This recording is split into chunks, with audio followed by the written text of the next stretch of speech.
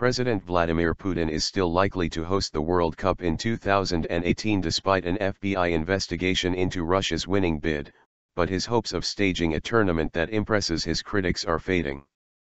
Not only is the event mired in scandal because of corruption allegations hanging over FIFA, soccer's governing body, but the Russian government is being forced by an economic crisis to trim spending on its preparations.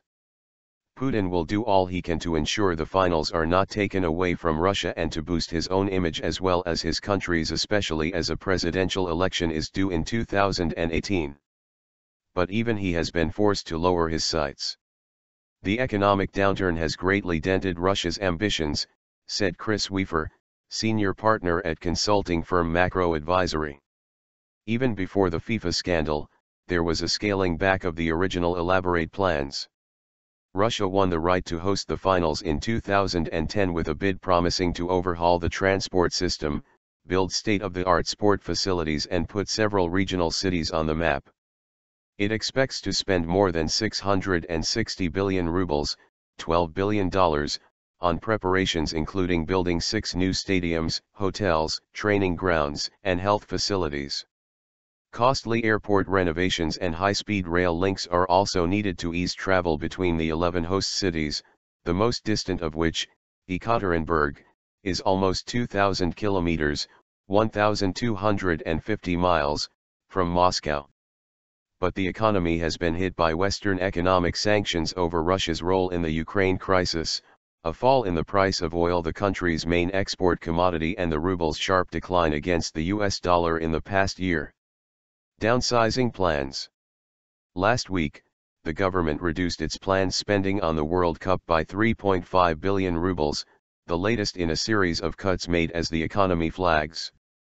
Since the start of 2015, World Cup organizers have axed plans to build 25 hotels, cut the number of training grounds in each host city from 4 to 3 and reduced some venues' capacity to save on building costs.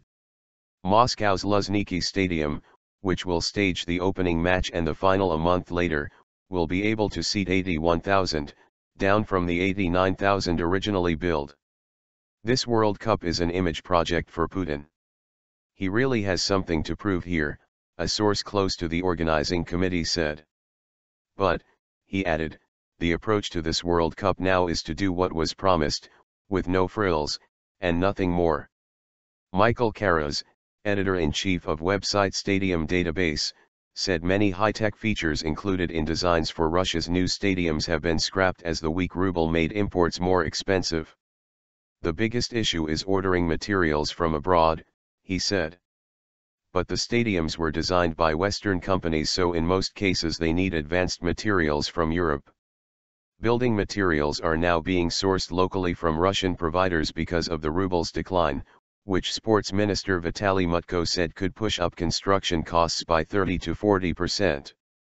Despite the cuts, stadium construction is largely on track and officials expect to meet FIFA's deadline for hosting another international tournament, the Confederations Cup, in mid-2017. Of the stadiums being built or updated, 3 are already complete and work has begun at 8 more.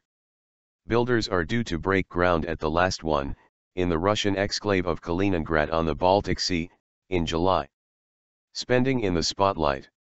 A more disturbing issue is the price tag, said Karas, expressing concerns that corruption could inflate costs by as much as 50%. The Winter Olympics in Sochi last year put the spotlight on Russia's problems with corruption and cronyism, as well as the Kremlin's record on democracy and human rights, prompting many Western leaders to skip the event. The estimated cost of the Sochi Games soared above $50 billion, much more than had been planned. Such costs would be harder for the Russian economy to withstand now. The Sochi Games were held before the Ukraine crisis and the economic downturn.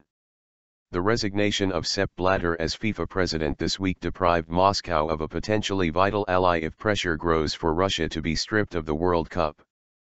But Russia has denied wrongdoing in its bid and is not widely expected to lose the right to host the finals, despite investigations by both the FBI and Swiss prosecutors. There is no risk to Russia hosting the World Cup, Mutko was quoted as saying by Russia's RIA news agency. Putin has said nothing in public about this week's moves, though he defended Blatter after he was re-elected for a fifth term as FIFA chief last week and accused the United States of meddling outside its jurisdiction.